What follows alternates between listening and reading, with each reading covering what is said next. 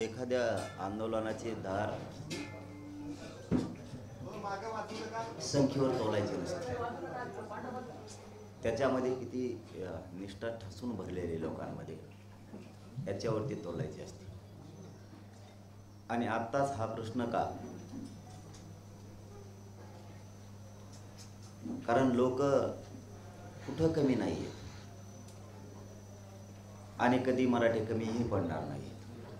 जिथं समाजाचा आणि स्वतःच्या समाजाच्या अस्तित्वाचा प्रश्न येतो तिथं समाज स्वतःला झोकून देऊन काम करत असतो. इथं दोनही अस्तित्व आहेत, समाजाचं पण अस्तित्व आहे आणि स्वतःच्या मुलांच्या लेकराबाळांचं सुद्धा भविष्याचा अस्तित्वाचा प्रश्न आहे. त्यामुळे इथं समाज झोकून देऊनच काम करतो.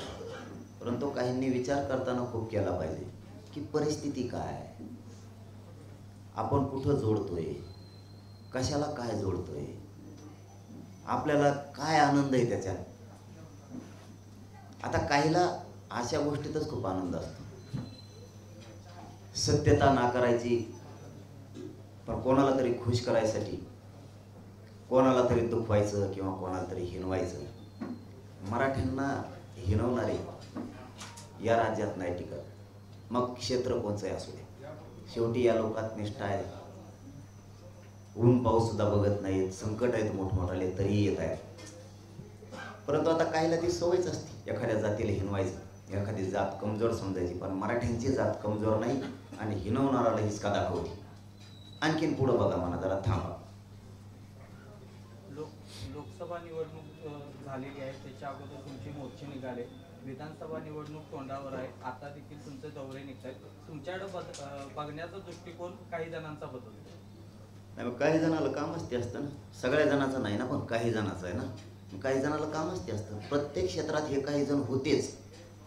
म्हणजे इतिहासकालीन पूर्वी लढाया असो, गावखेड्यातले लोक असो, शहरातले लोक असो, भावभावकी असो, हे प्रत्येकात काही जण असतातच. कारण त्यांना त्याच्याशिवाय करमतच नाही. त्यांचं उभे आयुष्य त्याच बाजूला गेलेलं असतं. एखादा पॉझिटिव्ह मेसेज देण्यासाठी त्यांचा जन्म झालेलाच नसतो.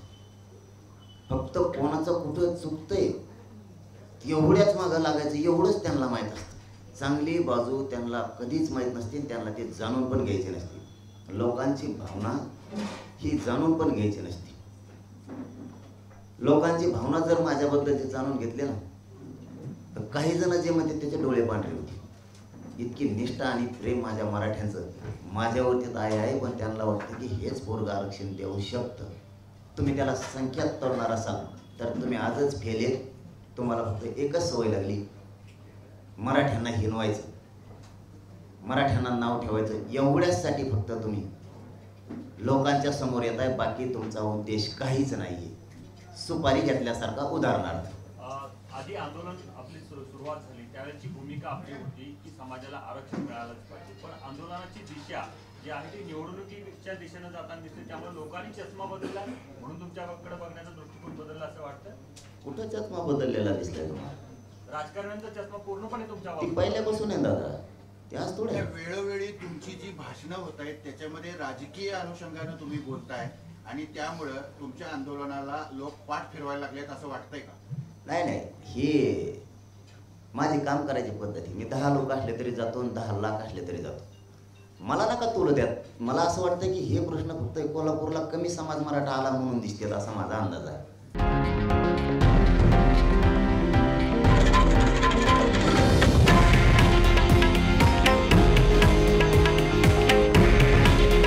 हे आहे देशातील नंबर 1 न्यूज नेटवर्क आणि आपण पाहत आहात TV9 मराठी. काळजी तुमची, हित महाराष्ट्राचं.